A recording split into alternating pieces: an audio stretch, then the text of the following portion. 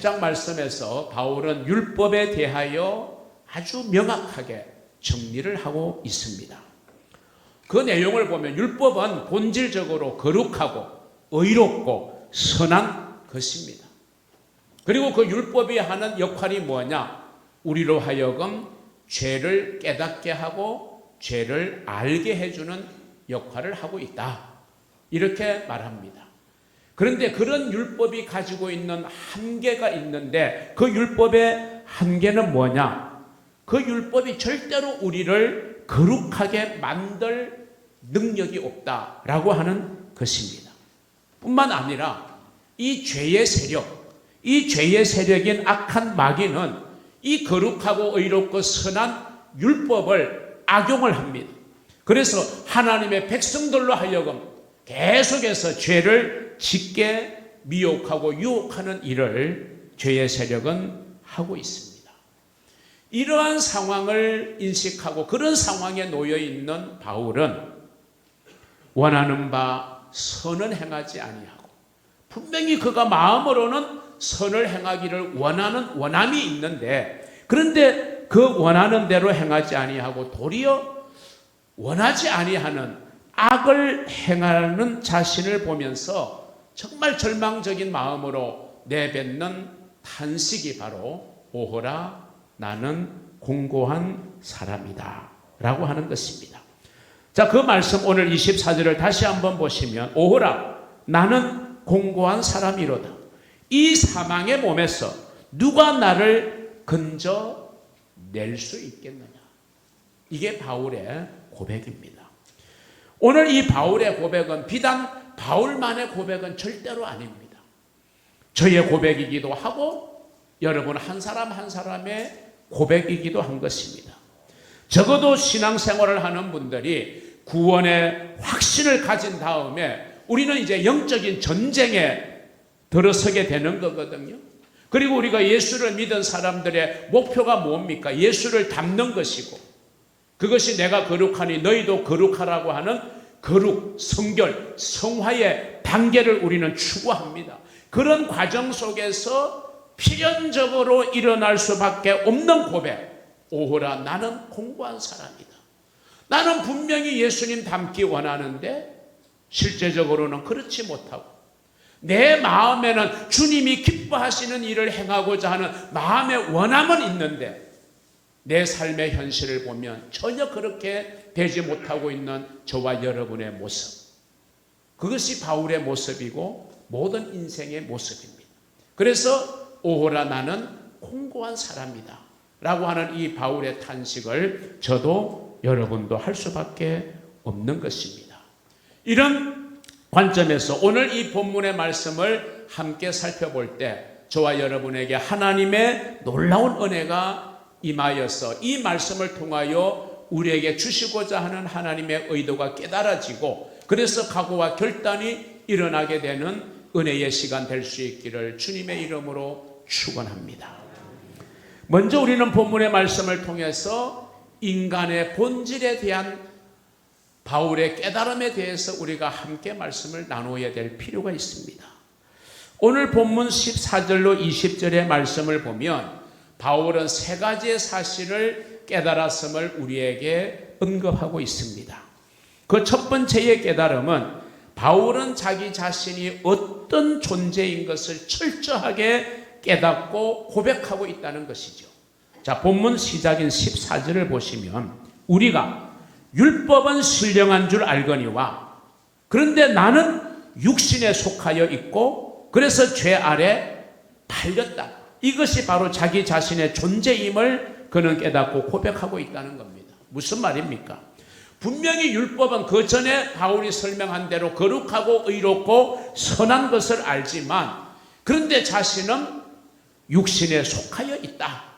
이 사실을 겸손하게 인정하고 있는 겁니다. 자신이 육신에 속하여 있다라고 하는 이것의 의미는 뭐냐? 쉽게 말하면 이겁니다.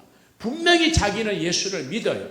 예수를 믿지만 그런데 자기의 살아가는 삶의 모습을 보면 세상의 원리를 따라서 살고 있는 자신의 연약함과 부족함을 그는 보게 되고 깨닫게 되어진다는 것입니다.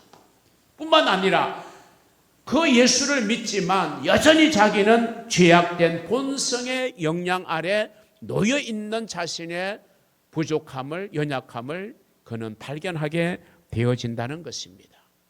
그래서 그가 예수를 믿음으로 구원을 받긴 했지만 여전히 자기가 죄의 종으로 살아가고 있는 그런 자신의 이중적인 모습을 바울은 진지하게 직시하고 있다라고 하는 것입니다. 이게 바로 저의 모습이고 여러분의 모습을 대변해 주는 것이지 않습니까? 우리는 예수를 믿어 구원받았습니다. 그래서 우리는 정말 주님의 기쁨이 되고 주님이 원하시는, 하나님이 원하시는 삶을 살기를 원하는 마음의 소원은 우리가 가지고 있고, 하나님의 말씀을 들을 때, 말씀을 읽고 묵상할 때 그 하나님의 말씀대로 내가 좀 살아야 되겠다라고 하는 각오와 다짐은 분명히 우리 안에 일어나고 있지만, 그런데 우리의 삶의 모습을 냉정하게 돌아보고 점검해 보면 나는 여전히 죄 아래 있고 여전히 죄된 본성의 영향을 받고 살아가고 있는 그런 우리의 모습을 우리는 발견하게 되니까 바울의 고백이 바로 우리의 고백이 될 수밖에 없는 것이죠. 두 번째 깨달음은요, 그런 부패하고 무능한 자신에게 나타나는 삶의 모습, 삶의 결과가 무엇인지에 대한 깨달음을 우리에게 전해주고 있어요. 15절을 보시면 내가 행하는 것을 내가 알지 못하노니 곧 내가 원하는 것은 행하지 아니하고 도리어 미워하는 것을 행함이라. 자기의 생각과 행동이 따로 놀고 있다는 거예요. 여러분, 이런 혼돈에 우리가 빠질 때가 얼마나 많습니까? 내가 분명히 그렇게 원하는 게 아닌데 연약한 우리가 말과 행동이 정반대 방향으로 나타나는 경우가 얼마나 많았습니까? 바로 바울은 그런 자신의 모습을 발견하고 정말 믿음 안에서 하나님을 발견하고 하나님의 뜻을 알았기 때문에 그 뜻을 이루어드리기를 분명히 원했고 선을 행하고자 하는 소망이 분명히 그 안에 있었지만, 그런데 실제적인 자신의 삶의 모습을 보니까 자신의 원함과는 전혀 다르게 원하지 아니하는 악을 행하고 있는 자신의 모습을 그렇게 고백하고 발견하고 있는 것입니다. 그러면서 세 번째, 그가 깨달은 게 뭡니까? 왜 내가 마음은 그렇게 원하지 않는데 내 삶이 그런 모습으로 가고 있는지, 그렇게 살게 된 원인이 무엇인지를 바울은 우리에게 말씀하고 있습니다. 16절 17절을 보면 만일 내가 원하지 아니하는 그것을 행하면 내가 이로써 율법이 선한 것을 시인하노니 이제는 그것을 행하는 자가 내가 아니요 내 속에 거하는 죄니라. 무슨 말입니까? 분명히 내가 마음으로는 선을 원하는데, 내가 마음으로는 하나님의 뜻을 따르기를 원하는데, 근데 문제는 내 자신보다는 내 속에 있는 죄, 더 엄밀하게 말하면 죄의 세력, 악한 사탄 마귀가 끊임없이 우리를 공격하고 유혹하고 미혹하고, 그것이 내 자신의 의지나 생각보다 훨씬 강하기 때문에 우리는 죄된 본성의 영향으로 말미암아 마음에 원하는 바대로 살지 못하고 이렇게 다른 모습으로 살아가게 되는 우리의 모습을 바울처럼 우리는 발견하게 되는 것입니다. 율법 자체는 선하고 또한 자신은 율법을 통해서 깨달은 선을 행하기를 원하지만 자신이 원하는 선은 행치 못하고 악을 행하게 되는 근본적인 원인이 자기 안에 있는 죄의 세력임을 정확하게 바울은 지금 직시하고 그렇게 고백하고 우리에게 깨달음을 주고 있는 것입니다. 이것이 우리 인간의 모습에 대한 바울의 깨달음이고, 이 깨달음 앞에 우리도 내 모습도 다를 바가 없다, 우리는 고개를 끄덕이게 될 것입니다. 그러므로 우리의 연약함, 우리의 죄악됨, 우리의 부족함을 발견하고 깨닫는 것, 이거는 절대로 잘못되거나 나쁜 것이 아닙니다. 부끄럽거나 숨길 것이 아닙니다. 오히려 그런 깨달음이 있다는 것은 우리가 하나님의 은혜를 받을 수 있는 이제 그릇이 준비되어져 있다라고 하는 것입니다. 자기 스스로를 의인이라고 생각하고 자기를 자랑하는 사람의 기도는 하나님이 듣지 않아서요. 다시 말하면 하나님의 은혜를 받을 전혀 길이 열리지 않아요. 그런데 감히 부끄러워서 고개를 들지 못하고 주여 저는 죄인입니다. 이렇게 기도하는 죄인의 기도를 하나님은 들으신다. 그 말은 하나님의 은혜를 받을 수 있는 길이 비로소 열리게 되어진다는 주님의 교훈을 우리는 기억해야 됩니다. 이렇게 하나님 앞에서 악하고 추하고 부족하고 연약하게 고백하는 자신에 대한 인식, 이거는 우리가 어떤 면에서 보면은 본격적이고 또 성숙한 신앙생활을 위해서 반드시 거쳐야 되는 영적 성장통이다. 우리는 이렇게 볼 수 있습니다. 우리의 지금 다 장성한 우리의 시각으로 보면 자라나는 어린 아이들의 행동이 이해가 되지 않지만 그래도 우리는 다 지난 과정 속에서 그런 과정을 거쳐왔어요. 그런 어린 성장 과정에 그런 성장통이 있었기 때문에 오늘 이렇게 우리는 장성한 사람으로 살아갈 수 있는 것처럼 여러분 영적인 부분에서도 영적 성장통은 반드시 필요한 거죠. 우리가 넘어지고 또 넘어지는 이런 삶이 반복되어지는 것이 무의미한 게 아니라 내가 이럴 바에야 신앙생활 하지 않아야 되는 거 아니냐라고 하는 그런 마음을 가지는 것은 잘못된 마음이죠. 그런 과정들을 통해서 성령께서는 한 단계 한 단계 우리를 더 끌어올리셔서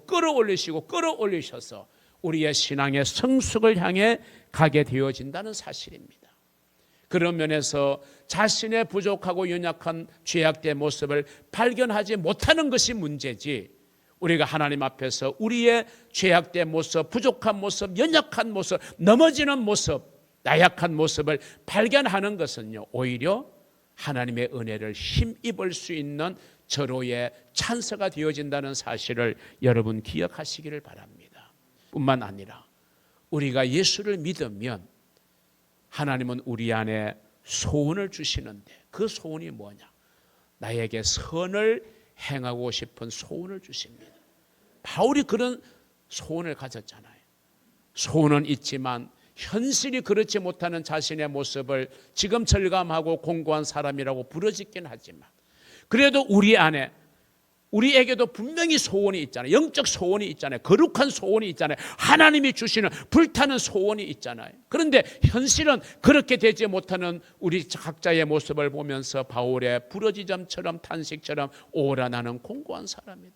나는 왜 늘 이렇게 다람쥐 채바퀴 돌듯이 이럴 수밖에 없을까? 이런 안타까움이 저에게도 있고 여러분에게도 있지 않습니까?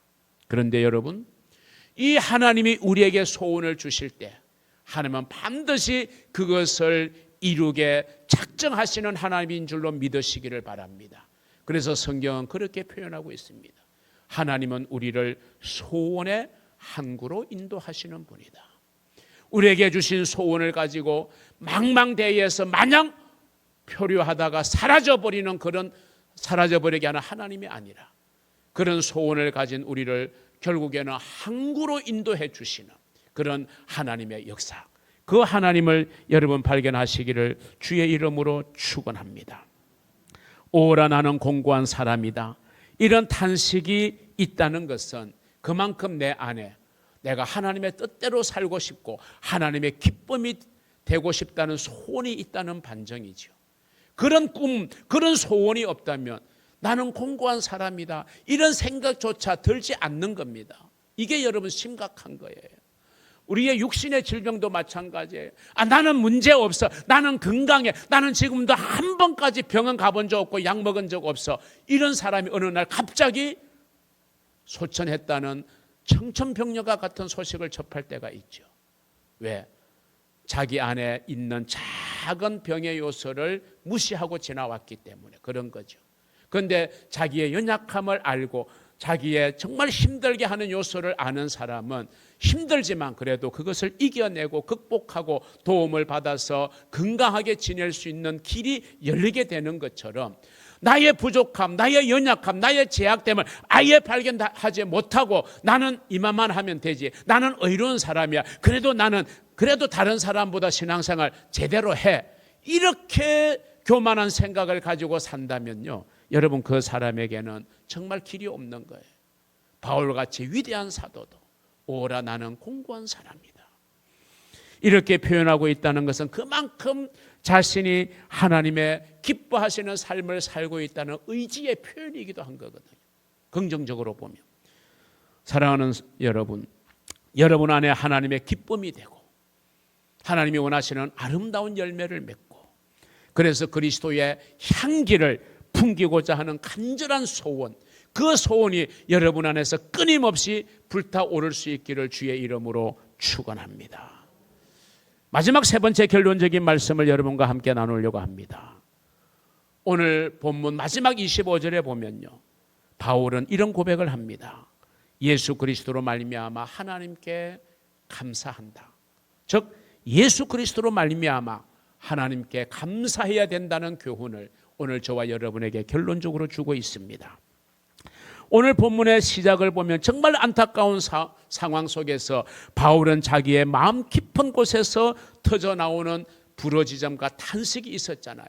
그게 14절부터 계속 되다가 24절에 결론적으로 오호라 나는 공고한 사람이로다. 누가 이 사망의 몸에서 나를 건져낼 수 있겠느냐. 그 뒤로 만약에 로마서 7장이 끝난다면 절망적인 탄식과 부러지점으로 마감이 되겠죠. 그런데 여러분 25절이 로마서 7장의 마지막 구절이잖아요. 지금까지 전개되어져 와서 그래서 오라 나는 공고한 사람이라고 탄식하고 부러지졌던 그 바울의 모습이라고는 전혀 생각할 수 없는 완전 반전 드라마가 25절에서 바울의 입을 통해서 고백되고 있는 거예요. 뭡니까? 우리 주 예수 그리스도로 말미암아 하나님께 감사하리로다. 아멘. 그렇게 자기 자신에 대해서 절망적으로 표현하면서 공고한 사람이라고 탄식하고 부러지고 안타까워했던 바울이 마지막 25절에서 위대한 고백을 합니다. 우리 주 예수 그리스도로 말미암아 하나님께 감사하리로다. 비록 자기를 공고한 사람으로 만드는 것이 자신 안에 있는 죄이지만 그런데 예수 그리스도는 그 모든 것들을 해결할 수 있는 모든 인생 문제의 해답이시기 때문에 그리스도로 말미암아 우리는 하나님께 감사할 수 있다는 것입니다. 세상 살기 너무 힘들어 죽겠어. 그렇게 우리는 탄식할 수밖에 없잖아요. 그런데 그 탄식으로 끝나는 게 아니라 그런데 나에게는 예수 그리스도가 계셔. 그 예수 그리스도로 말미암아 나는 하나님께 감사할 수 있어. 이 감사의 고백까지 나아가는 저와 여러분이 꼭 되어야 할 줄로 믿으시면 아멘 하시기를 바랍니다. 바로 이것이 바울의 고백이었습니다. 탄식을 고백으로 바꿀 수 있는 이 믿음의 놀라운 능력, 바울에게도 저에게도 그리고 여러분 각자에게도 있기를 주님의 이름으로 소원합니다. 바로 그렇게 감사할 수 있는 이 고백의 내용이 이제 다음 주에 우리가 생각해 볼 로마서 8장에 그 내용이 잘 나타나고 있습니다. 우리 주님께서는 우리가 부족하고 연약하지만 변함없이 늘 우리를 받아주십니다. 그리고 우리가 원하는 것을 기쁨과 즐거움 가운데서 이루어 가시도록 인도해 주십니다. 우리 하나님은 우리가 정말 깊은 좌절과 탄식을 경험할 때 우리가 상상할 수 없는 더 큰 은혜와 복음의 능력을 경험하게 하시는 하나님이신 줄로 믿으시기를 바랍니다. 주님께서 우리의 신앙생활 전체 영역에서 그렇게 우리를 인도해 가는 원리요 방법이 바로 그것입니다. 여러분, 우리의 인생은 나그네 인생이라고 말합니다. 나그네 인생을 살아가면서 우리가 순간순간 경험하게 되는 게 뭡니까? 한계 상황이거든요. 그래서 그 한계 상황을 느끼고 체험할 때마다 우리는 절망하게 되고 우리는 주저앉게 되고 낙심하게 되고 원망하게 되고 불평하게 되는 거, 그게 우리의 인생 아닙니까? 어떤 사람은 육신의 연약함과 질병 때문에 그것이 한계 상황으로 느껴져서 절망하고 탄식하는 사람이 있습니다. 어떤 사람은 경제적 어려움이라는 한계 상황 때문에 힘들어합니다. 어떤 사람은 자녀 문제 때문에, 가정 문제 때문에 이것이 나의 한계인가라고 생각하면서 절망하고 좌절하는 사람이 없지 않아 있습니다. 우리의 삶 속에는 내 힘으로는 도저히 어찌할 수 없는 그런 한계 상황이 있을 때가 있습니다. 그러나 여러분, 분명한 것은 내가 경험하고 내가 느끼게 되는 한계 사항, 그것이 마지막이 아니다라는 것입니다. 한번 따라합니다. 나의 한계 상황이 결코 마지막은 아니다. 이게 믿음의 사람들이 하나님 앞에 고백해야 될 내용입니다. 지금 내가 힘들다고, 지금 내가 어렵다고, 지금 내가 절망스럽다고, 지금 내가 주저앉은 정말 절망적인 상황이라고 할지라도 그것이 나의 마지막이 아니다. 여러분, 이렇게 우리는 선포하고 고백할 수 있는 믿음의 사람이 되어야 할 줄로 믿습니다. 하나님께서 그와 같이 나에게 한계 상황을 경험하게 하신 것은 오직 우리의 보배 되시고 소망 되신 예수 그리스도만을 바라보고 그분만을 의지하도록 하기 위함이고, 그럴 때에 우리가 상상할 수 없는 놀라운 은혜와 축복을 주님 안에서 우리가 경험할 수 있게 하기 위한 하나님의 섭리라는 사실을 여러분 믿으시기를 바랍니다. 그렇기 때문에 우리는 모든 면에서 한계 상황을 경험할 때 우리의 모든 것을 내려놓고 우리가 잠잠히 주님만 바라보고 주님께서 열어주시는 새로운 길을 믿음으로 나아가야 할 줄로 믿습니다. 그때 우리 주님께서 우리의 믿음을 보시고 놀라운 능력으로 역사하실 줄로 믿습니다. 이것이 복음의 능력이고 하나님의 은혜입니다. 이것과 관련해서 우리가 잘 알고 있는 찬송의 가사가 있습니다. 고통의 멍에 벗으려고 예수께로 나갑니다. 자유와 기쁨 베푸시는 주께로 갑니다. 병든 내 몸이 튼튼하고 빈궁한 삶이 부해지며 죄악을 벗어버리려고 주께로 갑니다. 낭패와 실망당한 뒤에 예수께로 나갑니다. 십자가 은혜 받으려고 주께로 갑니다. 슬프던 마음 위로받고 이 생의 풍파 잔잔하며 결국 영광의 찬송을 부르려고 주께로 갑니다. 오늘도 주님께로 나오신 여러분, 어떤 상황에서 여러분이 힘들어 할지라도 그 상황을 바라보지 마시고 그 상황을 뛰어넘어 이기게 하시는 우리의 주님을 바라보는 여러분이 되시기를 주님의 이름으로 축원합니다. 사랑하는 성도 여러분, 오늘 본문에 나오는 바울의 오라 나는 공고한 사람이더라고 하는 탄식과 우리 주 예수 그리스도로 말미암아 하나님께 감사하리라고 고백하는 바울의 고백, 이 탄식과 고백, 이것은 정말 우리가 생각할 수 없는 믿음의 신비입니다. 이런 바울의 모습을 통해서 저와 여러분, 우리의 신앙의 모습을 우리는 돌아보게 됩니다. 우리는 거룩하신 하나님 앞에서 아무것도 할 수 없는 철저히 무능한 존재임을 우리는 깨닫고 고백해야 됩니다. 물론 우리가 최선을 다해서 우리가 정말 하나님의 뜻을 이루기 위해서 노력해야 되지만 분명한 것은 나의 의지와 노력만으로는 절대로 되지 아니하는 것을 알고 우리의 주님 되시는 그리스도 앞에 나아가 그분을 철저하게 의지하시기를 바랍니다. 믿음의 주요 우리를 온전케 하시는 예수를 바라보는 저와 여러분이 되기를 바랍니다.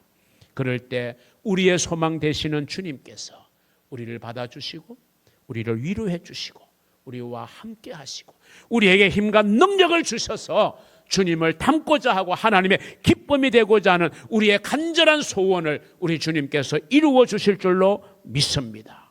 그리하여 예수 그리스도로 말미암아 우리 안에 이루어질 놀라운 일들로 인하여 하나님 앞에 감사하는 복된 성도들로 살아가게 되기를 주님의 이름으로 축원합니다.